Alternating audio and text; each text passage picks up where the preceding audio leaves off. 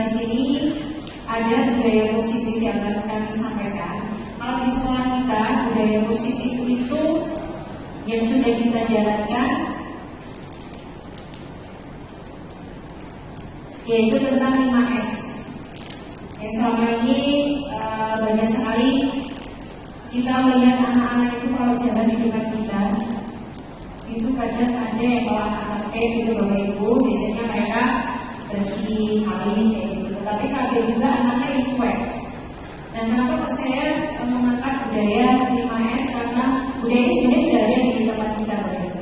Tetapi kalau tidak kita pupuk, kalau kita anak-anak kita ingatkan kembali itu biasanya anak akan kembali lagi ke karakter yang lama, cuek, ada Bapak Ibu di depannya, nggak saling, harus kita yang menegur dulu. Itu ya Bapak Ibu. Itu budaya yang positif. Selain 5S, kira-kira apa Bapak Ibu yang sudah kita laksanakan di sekolah? Budaya itu kan sebuah kegiatan, positif itu baik. Berarti sebuah kegiatan yang baik itu sudah kita laksanakan di sekolah. Itu apa Bapak Ibu kira-kira nih? Tadarus. Nah, ya, tadarus pagi. Jadi sebuah kebiasaan yang cukup bagus sekali sudah kita laksanakan yaitu tadarus pagi sebelum memulai pembelajaran itu biasanya ada tadarus pagi. Lalu kalau di produktif Bapak Ibu, kalau di bengkel, jurusan itu budaya positif yang kita ambil apa Bapak Ibu? Iya betul, 5R. 5R itu apa Bapak Ibu? Ringkas, rapi, bersih, dan rajin. Nah, jadi seperti yang sudah ada di layar ya Bapak Ibu, itu anak-anak dididik pada saat dia melaksanakan pembelajaran di jurusan. Jadi pada saat dia praktek itu, setelah praktek itu anak-anak harus membersihkan tempat itu kembali, lalu juga dia harus kembali manfaatkan alat-alatnya yang buat semua. Karena kadang-kadang kalau tidak ada guru yang memantau itu biasanya anak terus pergi begitu saja, alat-alatnya diletakkan begitu saja, tidak dikemasi, tidak dikembalikan ke tempat yang sebelumnya. Nah seperti itu Bapak Ibu. Lalu selanjutnya Bapak Ibu, kita akan berkata soal disiplin. Karena budaya positif itu tidak lepas dari disiplin. Ini Bapak Ibu. Menurut Bapak Ibu disiplin itu apa Bapak Ibu? Disiplin itu kalau kita tumbuhkan, kalau kita jaga, gitu. Perilaku manusia seperti tadi 5S itu kalau tidak kita tumbuhkan kembali di anak-anak, lalu tidak kita jaga, itu anak akan kembali lagi ke pola yang kemarin. Nah, menurut Bapak Ibu disiplin itu biasanya dihubungkan dengan apa? Biasanya hati-hati. Ya hati-hati. Biasanya hati-hati ya peraturan. Terus nama Bapak Ibu? Teratur, tata tertib. Apalagi Bapak Ibu? Ya, sesuai dengan aturannya itu dilihat dari bentuknya itu disiplin seperti itu ya Bapak Ibu. Nah, ini tadi yang sudah saya tanyakan, ketika kita mendengar kata disiplin yang terbayang di benak kita itu tadi. Nah, disiplin. Kebanyakan orang akan menghubungkan kata disiplin dengan kata tertib yang sudah saya sampaikan tadi. Itu ada juga teratur, terus ada peraturan. Itu Bapak Ibu. Dihubungkan dengan kata disiplin juga sering sekali dihubungkan dengan hukuman. Terus betul. Saya terkenal di sini banyak hukum. Jadi kalau misalnya dia tidak disiplin, anak yang biasanya saya beri hukuman biar dia tidak mengulangi kesalahan yang sama lagi. Tetapi kenyataannya apa Bapak Ibu? Mengulangi lagi. Anak sudah saya suruh lari karena dia terlambat. Tetapi keesokan harinya anaknya tidak terlambat lagi. Tetapi nanti 2 hari lagi dia akan mengulangi kesalahan yang sama. Ini benar Bapak Ibu. Nah, tuh J. Nah, terus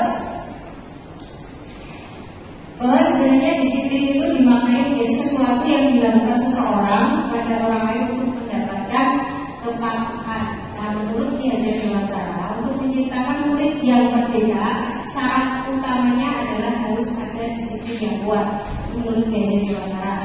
Nah, disiplin yang dimaksud di sini adalah bahwa dia mempunyai disiplin diri, dia memiliki motivasi internal. Jika kita tidak memiliki motivasi itu, Bapak Ibu, maka kebiasaan yang buruk itu akan terulang kembali, karena dia hanya akan melakukan disiplin itu atas dasar satu takut. Terus atas dasar apa itu? Kalau misalnya Bapak Ibu menyuruh murid-murid Bapak Ibu untuk rajin, kalau berangkat terus, maka akan saya beri nilai KKM. Itu namanya mungkin berbuat baik. Nah, kita lanjutkan lagi. Terus kita lagi bahwa disiplin itu muncul dari dalam diri dia sendiri, Bapak Ibu. Seperti yang ada di sini, bahwa tujuan dari disiplin positif di sini adalah kita menanamkan motivasi pada murid untuk menjadi orang yang mereka inginkan dan menghargai diri sendiri dengan nilai-nilai yang mereka percaya. Nah, di sini nilai-nilai kebajikan, Bapak Ibu. Nilai-nilai kebajikan itu adalah nilai-nilai yang ada di profil pelajar Pancasila. Itu kemarin kita ada Bapak Ibu. Nah, kemarin kita belajar urusan untuk kolaborasi, salah satu tujuan dari P5 tersebut meningkatkan kreativitas anak. Yang kita lihat bahwa di dalam profil pelajar Pancasila itu ada yang berbeda. Jadi nilai-nilai yang beriman dan bertakwa kepada Tuhan Yang Maha Esa dan berakal mulia, mandiri, benar kritis, berkepentingan global, bergotong royong dan kreatif, itulah yang akan kita tumbuhkan pada diri anak-anak agar anak-anak nantinya tumbuh menjadi anak-anak yang cerdas dan berkarakter. Seperti itu sebenarnya guru itu pilihnya seperti itu. Ini oke.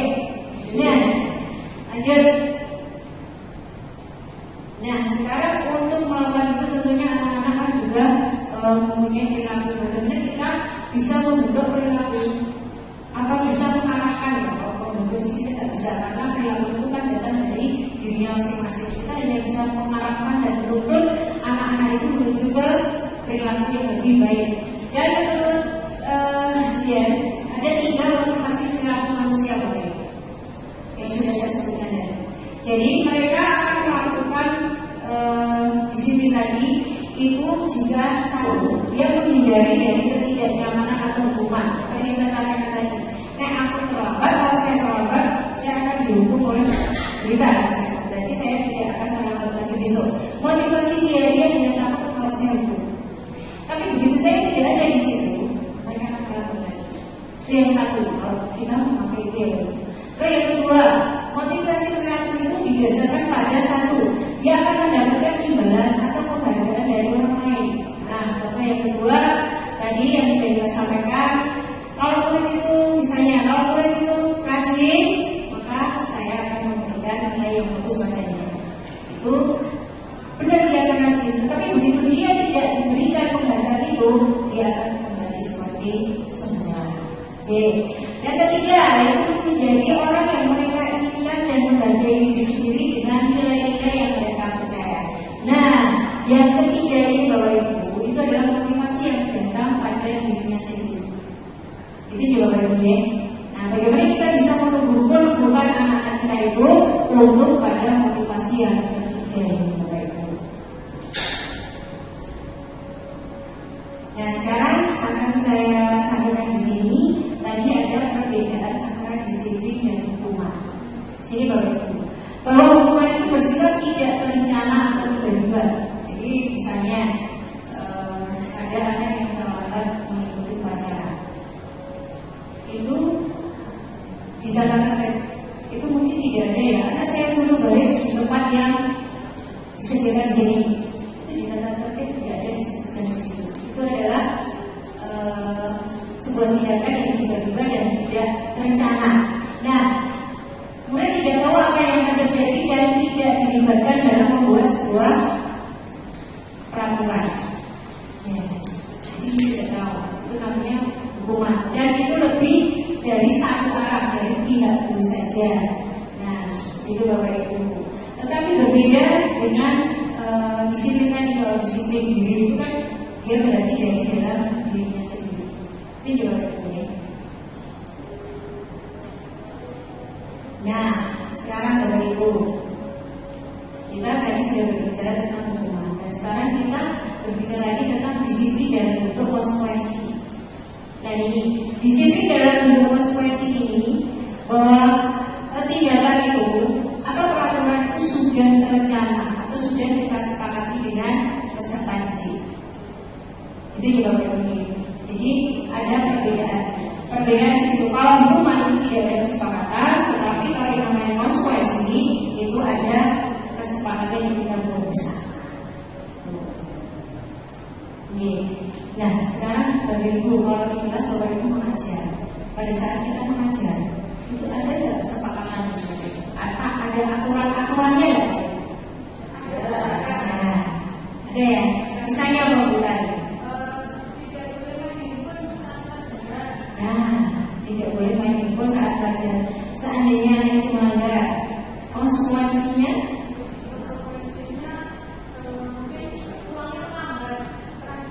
pulangnya terakhir.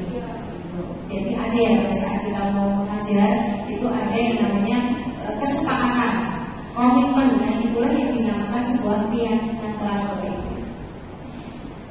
Dulu hanya kita menggunakan hanya sebuah komitmen atau kesepakatan bersama. Nah tetapi itu sebenarnya adalah sebuah keyakinan kelas atau peraturan di kelas yang sudah kita sepakati bersama. Sehingga nantinya anak-anak jika melanggar itu tahu persis apa konsekuensi yang harus diterima. Sehingga dia menerima konsekuensi itu tidak atas dasar terpaksa, tapi memang sudah kesadaran dia, oh ya saya melakukan seperti ini, artinya dari saya harus melakukan konsekuensi seperti itu. Berbeda dengan hukuman. Hukuman dia akan merasa terpaksa. Satu, mesti tidak enak dia, mesti ada perilaku moral seperti marah. Kalau marah, coret-coret, malah dia akan banyak hukuman coret-coret seperti itu. Kalau kita menerapkan sebuah hukuman, itu juga berbeda.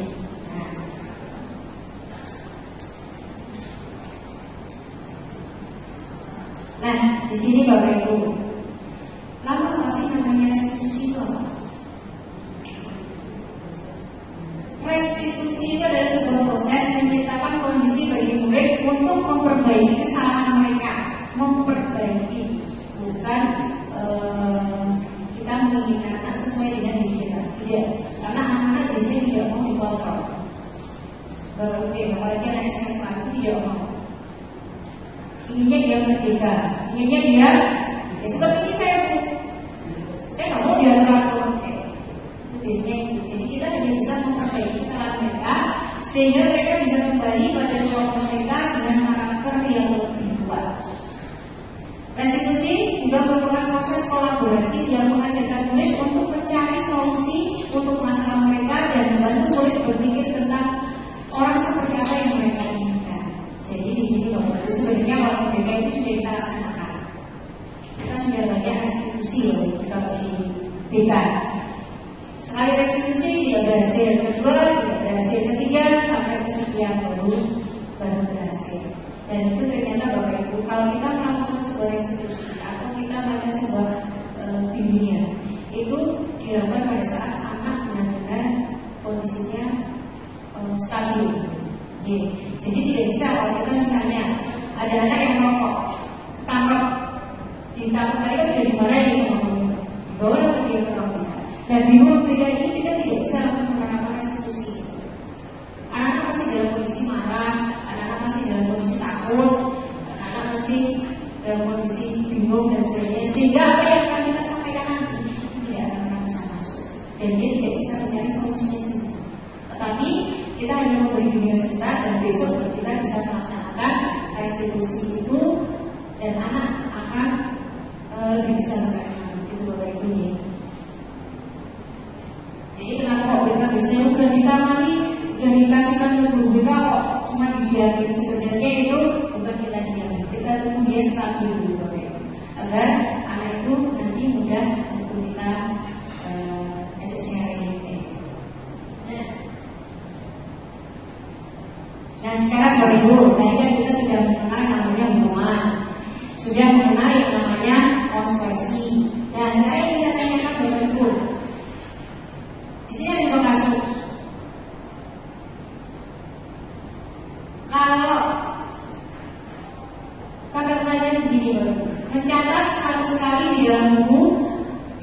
buku dengan kalimat saya tidak akan terlambat lagi karena terlambat ke sekolah. Jadi dia terlambat ke sekolah, terus dia disuruh untuk mencatat 100 kali di dalam bukunya yang berbunyi saya tidak akan terlambat lagi. Nah, ini termasuk hukuman atau konsekuensi baru? Konsekuensi atau hukuman? Ya, betul, konsekuensi. Kenapa bisa dikatakan konsekuensi? Karena masih ada limber, masih ada satu jalur. Dia tidak terlambat, berarti dia ketinggalan pelajaran. Ini baru. Terus bukan seperti ini, kalau sudah kamu terlambat, saya suruh lari kamu 100 atau saya suruh lari kamu 10 kali lapangan sepak bola. Itu dia sudah melakukan tindakan secara fisik, yaitu lebih cenderung ke hukuman. Yang kali kedua, Bapak Ibu, lari keliling lapangan basket 2 kali karena terlambat dari di sekolah. Hukuman. Terus ini baru. Berarti kita saat ini cenderung penghukumnya. Ya, betul. Nah, terus yang ketiga, Bapak Ibu, membersihkan coretan yang dibuatnya di meja tulis. Terus ini termasuk apa? Jadi orang-orang dan dia disuruh membersihkan coretan yang dibuatnya di meja tulis. Hukuman atau konsekuensi? Konsekuensi apa hukuman? Jadi orang-orang itu konsekuensi. Nah, berarti dari sini Bapak sudah lebih paham yang mana yang hukuman, mana yang konsekuensi. Dia yang melakukan mencoret-coret meja. Kan banyak nih kita lihat sekarang di meja itu Bapak Ibu pakai apa namanya? Tipek. Kita lihat. Nah, pada saat itu, terus kan kita tidak ada kesepakatan nih, kesepakatan dengan murid adik yang akan masuk di situ. Jika anak-anak nanti mencoret-coret meja, berarti harus membersihkannya. Nah, itu adalah konsekuensi. Itu Bapak Ibu ya. Dan sudah paham ya mana yang konsekuensi. Jadi sehingga pada saat kita nanti memberikan konsekuensi kepada anak itu tidak berubah, tidak bingung lagi mana yang kita mau konsekuensi, mana itu yang hukuman. Jadi biar tidak mengganggu Bapak Ibu, di sini akan saya berikan sebuah video. Nanti kita akan bersama-sama di Bapak Ibu.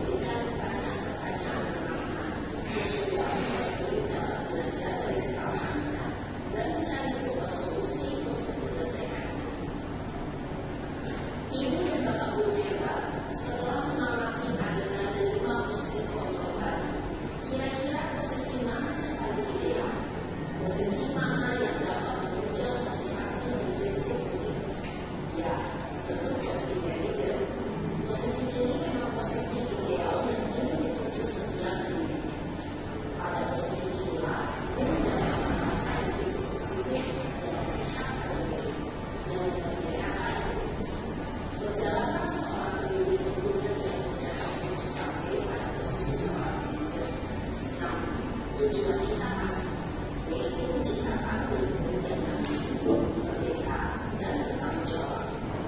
Semoga pengambilan 5 posisi foto yang telah diperlihatkan ini dapat menjadi ajang refleksi bagi kita semua agar dapat terus mengasah dan menerapkan disiplin positif yang memerdekakan diri. Mari terus berlatih dan bersemangat. Selamat menerapkan. Selamat dan bahagia Ibu dan Bapak Guru. Hebat.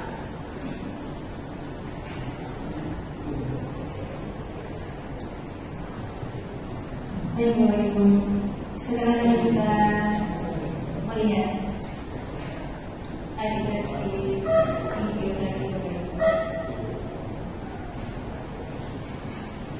Apa yang bisa kita ambil dari tayangan video tadi? Apa makna dari tayangan video tadi?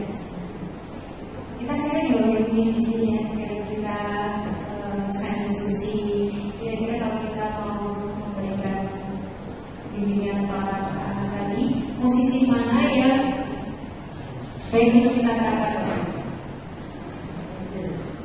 Manajer. Ya. Tadi di posisi manajer itu yang kita lihat apa perlu di posisi manajer? Ya,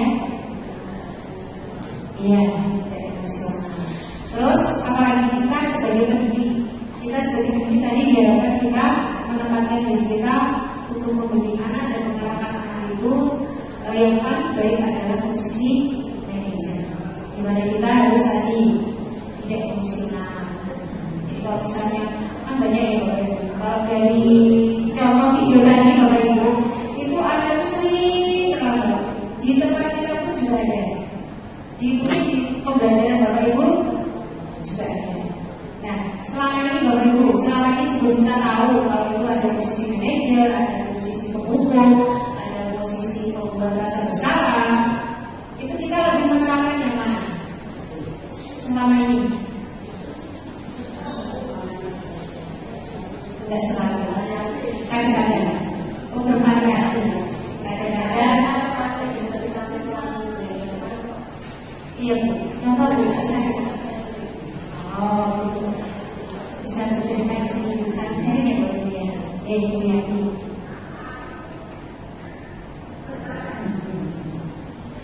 Terima kasih. Assalamualaikum warahmatullahi wabarakatuh. Terima kasih sesuai yang bermasalah seperti tadi.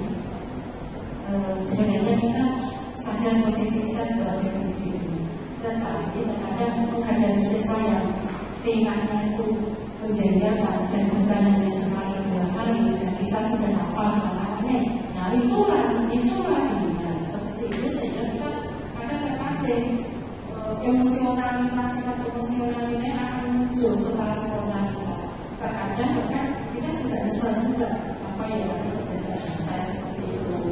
Sebenarnya kan cara yang bisa itu bisa kemudian sehingga juga bisa kepada kita, mengenai kita, dan kita juga sebagai ibu akan melakukan sehingga sebagai pengalaman kalau saya kunci yang KPK adalah kita sebagai guru harus memberikan suatu pelajaran memberikan pendidikan yang selalu menjadi contoh.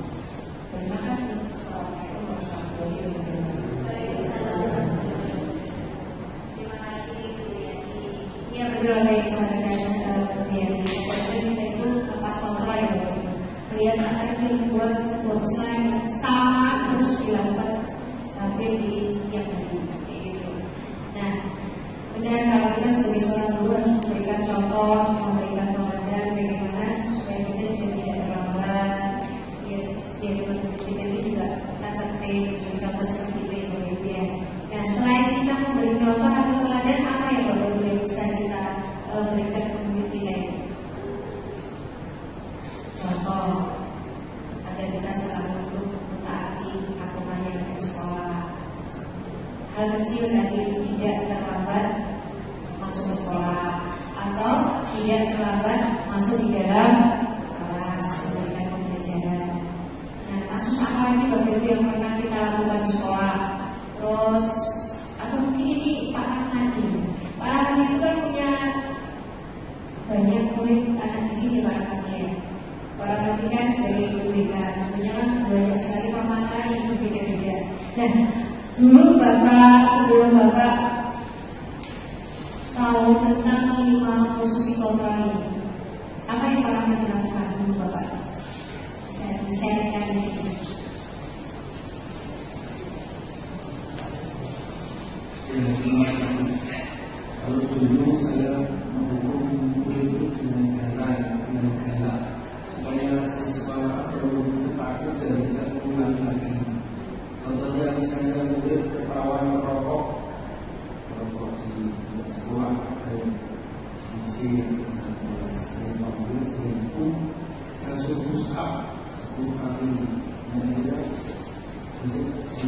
jadi 2 kali dari 4.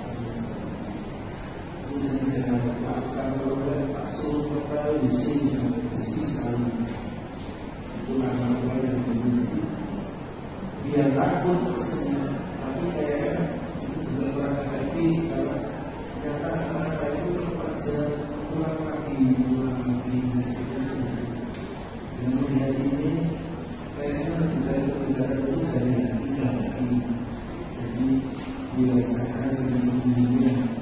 Tidak singgung, tidak cinta, tidak cinta. Jadi kita nanti anak itu perasaan yang buruk seperti ini.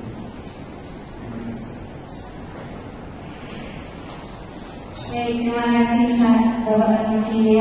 Dulu sebelum kita tentang 5 posisi kontrol yang kita berikan atau dalam kita memberikan bimbingan ke anak, kita lebih cenderung untuk menghukum ya Pak tadi.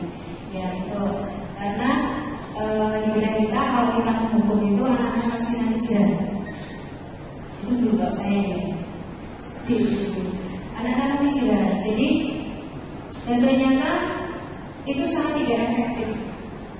Menghukum itu ternyata sangat tidak efektif. Kenapa? Karena anak akhirnya akan takut dihukum. Jadi perilakunya itu akan kembali lagi setelah hukuman itu tidak efektif. Itu betul. Nah, contoh yang sudah ada di sekolah itu, dulu waktu terlambat itu kita mengadakan kegiatan yang sangat-sangat positif. Bagi yang terlambat, kalau dia sebelum masuk, konsekuensinya adalah dia harus membaca Al-Quran atau juz amma. Bagi yang beragama Islam, bagi yang non Islam, dia di ruang debat seperti itu. Dan itu kita laksanakan dulu. Lama ya dia dan sangat efektif ya para pendidik. Nah, tetapi berangsur-angsur itu tidak ditanamkan kembali, anak-anak kembali lagi terlambat. Nah, karena apa? Karena di sini anak-anak tidak punya kesadaran pada dirinya, belum muncul kesadaran diri itu bahwa dia hanya berperilaku seperti itu hanya takut kalau disuruh ngaji. Takut kalau disuruh membaca Al-Quran, takut kalau dia disuruh membaca Al-Quran yang dia tidak bisa. Tetapi belum atas dasar dari dirinya sendiri. Nah, bagaimana kita menumbuhkan rasa yang ada di dirinya sendiri itu, kesadaran diri itu yaitu salah satunya yaitu dengan segitiga restitusi. Apa itu segitiga restitusi? Nanti akan kita bahas di sini ya Bapak Ibu. Nah, kita membimbing anak yaitu dengan kita menanamkan segitiga restitusi. Jadi sudah ya posisi kontrol.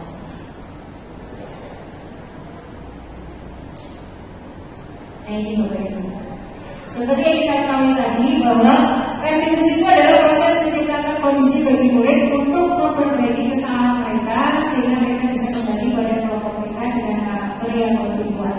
Artinya, kalau itu sudah tumbuh di dalam diri anak itu, maka dia tidak akan pernah mengalami kesalahan yang sama. Jadi kita tidak capek mengingatkan anak itu terus, mengingatkan anak itu tidak masuk terus, atau merokok terus, atau memakan terus, kayak gitu. Dia mempunyai kesadaran yang ada pada dirinya. Nah, bagaimana cara kita untuk bisa menumbuhkan anak itu, yaitu dengan salah satunya yaitu dengan menerapkan segitiga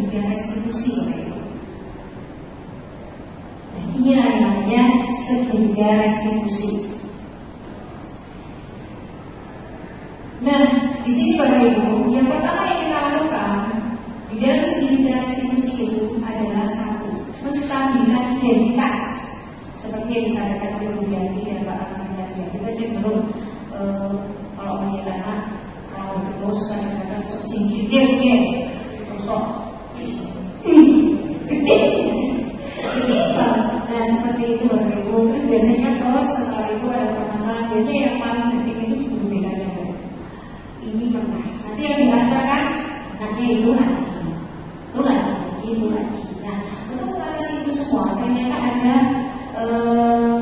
yang bisa kita lakukan yaitu adalah dengan segitiga restitusi. Yang pertama adalah menstabilkan identitas.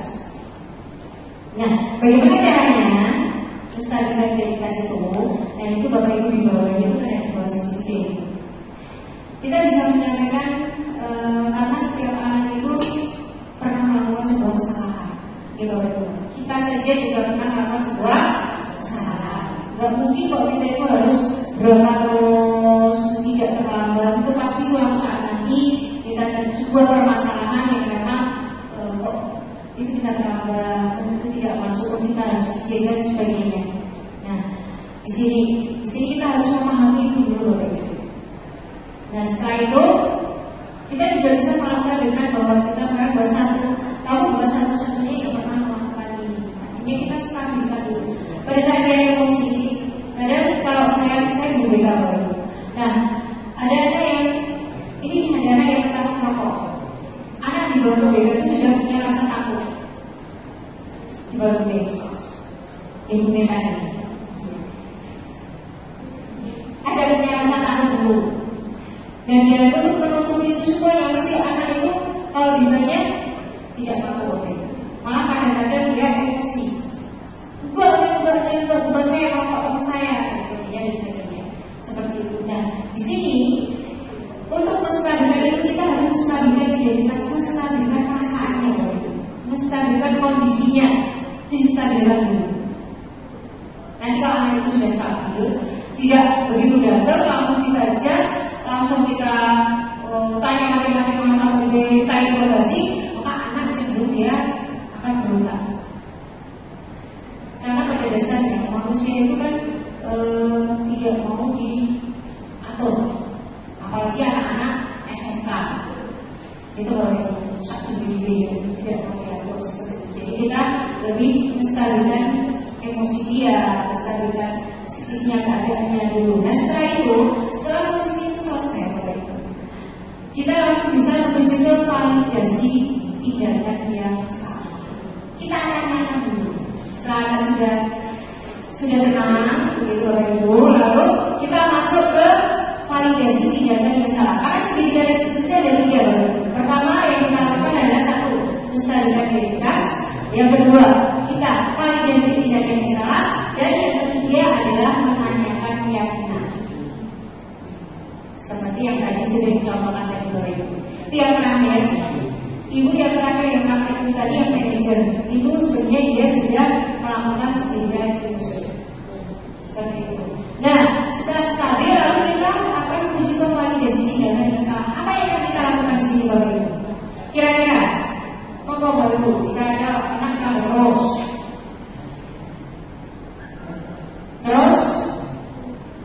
kan mereka sudah tahu nih, panggil gurunya sudah tahu. Apalagi kalau kita itu tiket di depan, mesti apa ya Bapak Ibu? Anak-anak yang terus atau meja anak saya rambutnya lebih kalau anak SMA itu nggak mau rambutnya pendek. Itu biasanya dia lebih senang gondrong. Di Bapak Ibu, kalau ditegur macam-macam alasannya. Kadang-kadang ada yang dari sama nantinya nggak keras daripada gurunya. Seperti itu. Nah, terus gimana dari tindakan tadi itu kira-kira yang kita lakukan apa Bapak Ibu? Di situ sudah ada Bapak Ibu disambutnya. Nah, contohnya.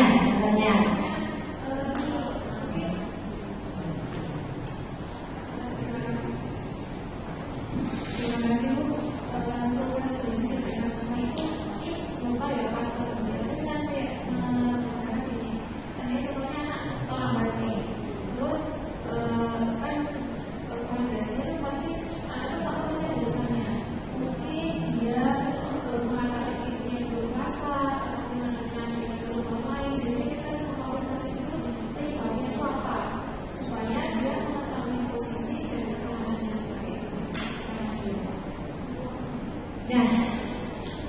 Ada yang disampaikan selain buku dan tadi menambahkan seperti itu? Betul. Jadi di validasi tindakan ini kita itu menanyakan alasannya dulu. Jadi tidak langsung kita itu mengejas. Kamu terlambat terus, tiap hari terlambat terus, dasar kamu itu malas. Tidak boleh. Kata-kata seperti itu kita mencari tahu dulu. Kenapa anak ini terlambat terus? Ada permasalahan apa? Jangan-jangan dia terlambat karena dia harus membantu orang tuanya dulu. Jangan-jangan dia terlambat terus itu karena dia harus mengantar adiknya dulu. Seperti itu. Jadi kita tidak boleh langsung kerjasama itu malas kayak gitu. Contoh lain selain terlambat itu mengerjakan tugas. Ibaratnya kadang anak-anak kita itu sok lambat mengerjakan tugas. Mesti ada saya lihat ada itu mesti dan kita harus untuk menjaga tugas. Tetapi kita tidak tahu permasalahan itu apa. Kadang-kadang ada juga kalau dikasih pelajaran itu ada nggak Bapak Ibu? Kalau pas pelajaran terus ada anak yang jalan-jalan nggak mau dulu itu ada Bapak Ibu. Nah seperti itu biasanya kita langsung ujian semua biasanya anak ujian dulu. Tandanya aneh gitu kan. Itu sebenarnya itu kurang pas untuk dilakukan. Kita dari dulu kita cari permasalahannya dulu di validasi tidak yang salah itu. Jangan-jangan dia mempunyai apa ya? Anak itu kan macam-macam ya babunya. Ada yang punya sekali. Seperti itu kita tidak bisa duduk dia anak itu nggak bisa. Makanya kalau dia sudah bosan, maksudnya gurunya hanya suruh bete, hanya suruh mendengarkan, suruh nyalin, itu dia akan bosan. Lalu dia mengurangi bosannya, dia akan melingkir, dia bukan nyanyi, kayak gitu kan. Nah, itu kita harus benar-benar tahu karakter anak itu seperti apa. Seperti jadi tidak boleh langsung kita ngecek bahwa anak itu anak itu tapi kita di sini harus melihat dulu. Kita validasi data dulu. Kita cari tahu kenapa dia melakukan seperti itu. Ada kebutuhan apa yang belum dia penuhi di sini. Ya Bapak Ibu ya. Manusia itu kan mempunyai banyak kebutuhan. Nanti saya disini ada di sini Bapak Ibu. Nah, terus kita tahu permasalahannya anak itu bagaimana. Lalu kita perlu juga menanyakan keyakinan. Menanyakan keyakinan di sini kita itu ingin mengajarkan untuk memikirkan solusinya itu bagaimana dari yang telah ada. Anak itu misalnya terlambat kita tahu. Oh, masalah dia terlambat itu karena dia bangun siang. Kita cek dia benar. Supaya dia tidak bangun siang, tidak akan tahu apa yang akan kamu lakukan. Itu jawaban. Kadang-kadang kan kita tidak sampai setuju. Kita sampai kalau terlambat itu udah besok kamu lebih baik lagi kayak gitu dan sebagainya. Nah, kita menanyakan dulu keyakinan di situ. Kita ajak anak itu berpikir untuk mencari solusinya sendiri. Itu biasanya dilakukan mereka seperti itu. Cari solusinya sendiri. Terus kita hubungkan lagi dengan keyakinan kelas yang sudah kita buat tadi. Konsekuensinya seperti apa kalau terlambat? Saya lihat di teman-teman kuliah itu ada konsekuensi yang jika tidak memakai baju seragam. Itu lihat ya. Kalau saya pernah lihat waktu itu di kelas kuliah itu ada konsekuensi yang ada keyakinan yang sudah diterapkan, disepakati. Itu sudah benar. Jadi dia sudah menanamkan keyakinan kelas di situ. Berarti kalau dia tidak memakai seragam, sudah bedanya, dan itu sudah disepakati. Itu boleh. Kenapa? Karena itu sudah ada kesepakatan. Jadi mereka itu melakukan dengan rela hati, artinya tidak terpaksa. Terus artinya dia juga tidak timbul juga meskipun tidak ada seperti itu ya. Seperti itu.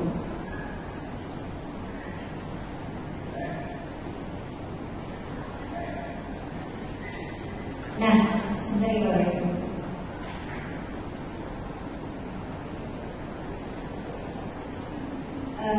Pak Bromo bisa minta tolong Pak Bromo. Gimana sih? Tidak mungkin.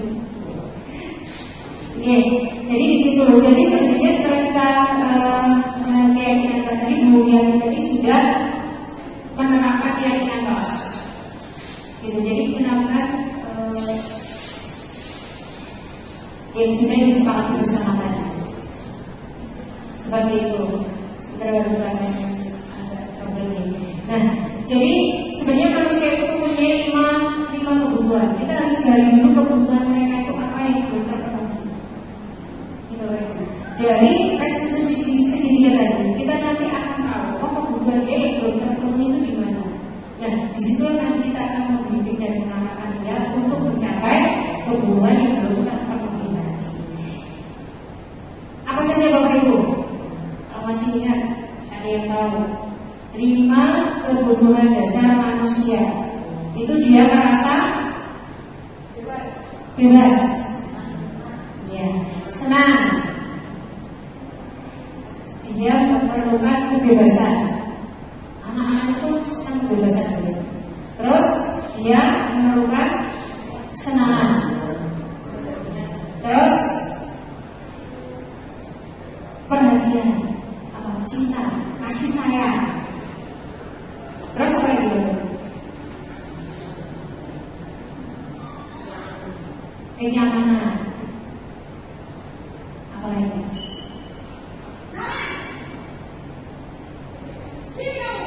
Ya, benar. Nah, nanti di sini akan kita lihat ya Bapak Ibu ya, kebutuhan dasar manusia. Nanti di sini ada videonya ya, kebutuhan dasar manusia itu. Nanti kita, tapi karena waktunya panjang ya Bapak Ibu. Yang tadi sudah. Kita akan menuju ke 5 kebutuhan dasar manusia. Tadi ada apa Bapak? Kesenangan, kebebasan. Coba saya kasih sayang, perhatian. Itu yang nanti akan kita buat Bapak Ibu di segitiga restitusi nanti Bapak Ibu. Coba kita buka dulu.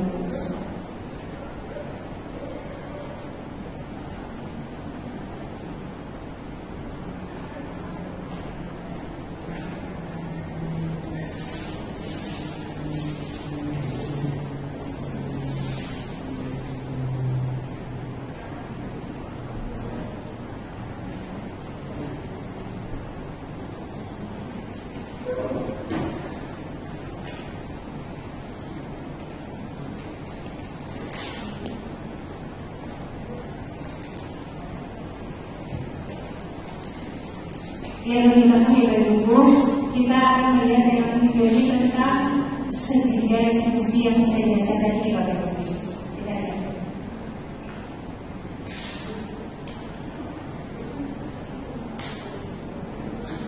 Bagaimana kita bisa menerapkan segitiga ini di sekolah?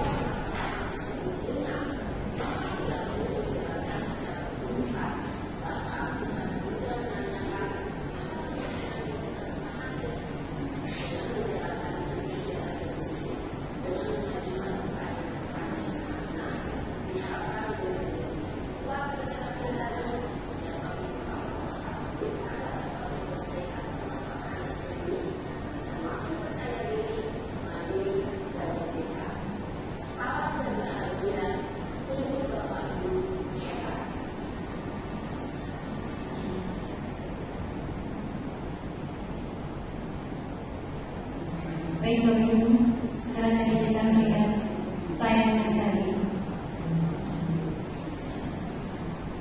Kira-kira sudah lebih paham ya Bapak Ibu? Paham ya? Ya, bagaimana kita mengatasi di dalam institusi? Padahal kalau tadi sudah kita yang terakhir itu kita melihat bahwa kita lihat permasalahan dulu. Kalau permasalahannya itu bisa diselesaikan dengan cukup dengan keyakinan kelas, kita tidak perlu menggunakan sebagai institusi. Tetapi kalau permasalahannya itu sudah berat, kita harus menggunakan sebagai institusi untuk menyelesaikan masalah tersebut, untuk bisa membuat anak itu mencari solusi dari permasalahan itu sendiri. Nah, itu tadi Bapak Ibu sekalian yang sudah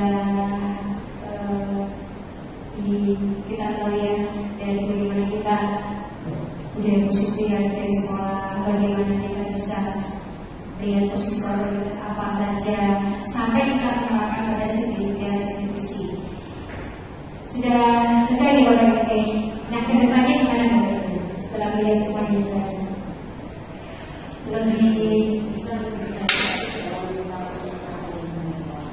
kita lebih berhati-hati dalam menyikapi anak yang bermasalah.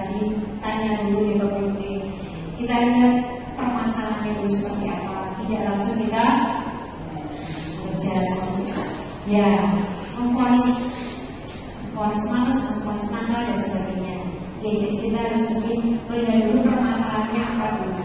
Nah, mungkin ini ada yang perlu didiskusikan lagi Bapak Ibu. Oh ya.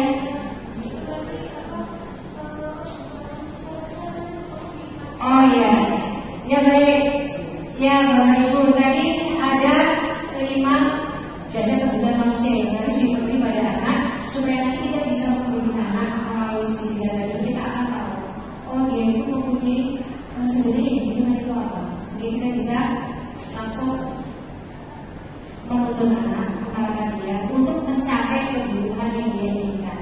Itu ya Bapak Ibu.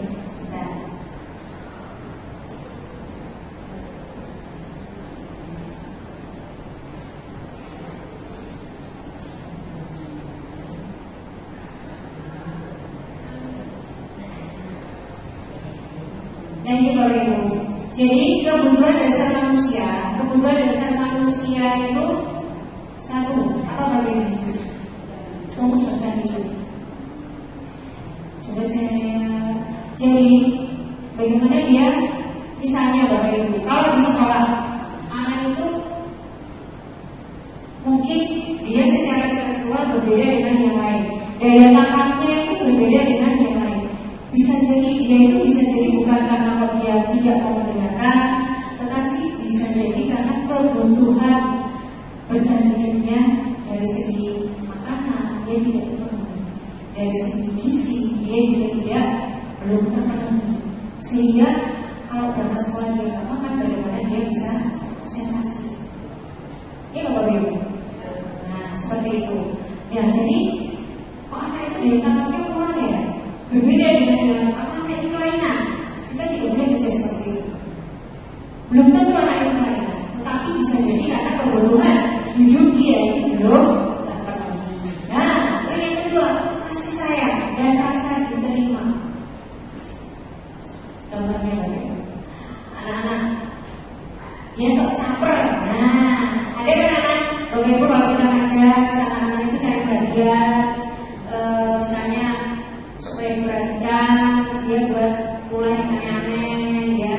Ada nggak seperti itu? Ada ya. Nah, itu bukan kalau anak ini tidak sopan, kalau anak ini jahil, kalau anak ini tidak, karena memang dia kebutuhan kasih sayangnya itu kurang, belum terpenuhi, sehingga dia mencari perhatian dari ibunya, dari teman-temannya. Nah, seperti itu. Kita harus menggali lagi apa sih kebutuhan dia yang dia butuhkan, seperti itu. Nah, mungkin di sini kebutuhan itu serius. Itu ya, kan ada jangan salah tidak hanya anak-anak, bapak ibu guru itu juga ada kebutuhan kesenangannya belum terpenuhi. Ya, dia Bapak Ibu. Bahkan dia cari perhatian di situ. Nah, jadi kasih sayang. Tapi kasih sayang itu maksudnya benar masuk tidak seperti itu ya Ibu. Nah, itu karena apa? Karena rasa kasih sayang itu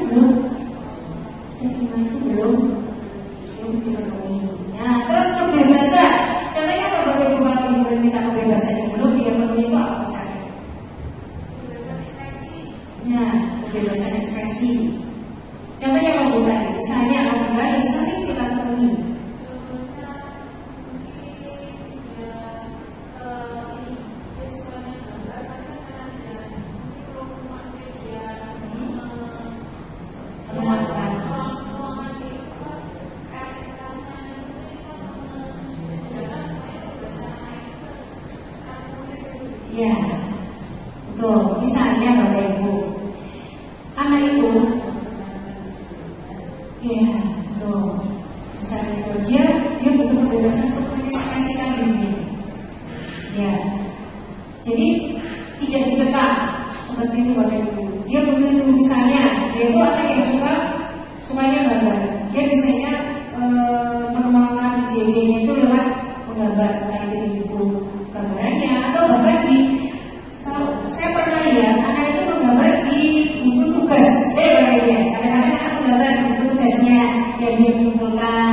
Tiba-tiba kita buka ada gambaran-gambaran yang aneh-aneh, ada Doraemon, ada apa. Dia bukan adalah kebebasan berekspresi di situ. Bukan ada yang kok kritik yang itu enggak, tapi yang dia butuhkan adalah sebuah kebebasan untuk berekspresi. Jadi kita tidak langsung bisa menjudge apa yang perlu, nanti kita langsung bisa mengarahkan dia sesuai dengan potensinya seperti itu. Nah, yang terakhir ini Bapak Ibu guru, kesenangan dulu. Kira-kira apa itu kesenangan itu?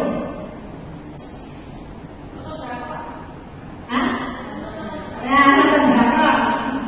Itu saja kalau dulu ya. Nanti ayo rapat Bapak Ibu guru. Enggak, saya nonton drakor dulu. Nanti ayo rapat. Tidak hanya muridnya. Jadi dia mempunyai kesenangan. Aku sering nonton drakor dulu ya. Nanti saya akan setelah selesai saya baru akan mengikuti kegiatan. Misalnya kalau anak-anak seringnya itu mana? Nge-game. Dia itu butuh kesenangan juga. Tetapi bagaimana kita sebagai seorang guru itu bisa mengarahkan dia. Itu dia mengarahkan dia tidak langsung menjadikan dan A, B, C dan sebagainya, tetapi lebih mengarahkan dia supaya terpenuhi rasa kebutuhan kesenangan. Dan yang terakhir ini Bapak Ibu guru yang memang sering saya melihatnya, penguasaan. Kalau kelas guru, kira-kira kebutuhan anak yang belum terpenuhi pada penguasaan keluarga. Kalau kelas Bapak Ibu, kita lihat pada saat kita mengajar.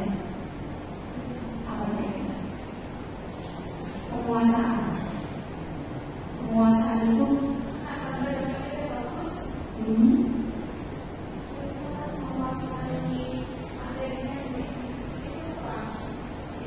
itu ya. Jadi ini pada saat kita menerangkan, pada saat kita mengajar, nah ada anak-anak yang cepat jawab, cepat cepat nyambung, itu cepat. Tapi ada yang juga dia logiknya penguasaannya itu dia bukan seperti itu. Nah di situ kita tidak boleh langsung menjadi bodoh. Tidak, menjadi itu lambat. Tidak, itu lambat belajar. Tidak, belum tentu seperti itu baru. Jadi kita tidak boleh langsung menjadi seperti itu. Bisa jadi karena dia memang tidak dong. Bisa jadi dia mau bertanya malu. Bisa jadi apa lagi Bapak Ibu?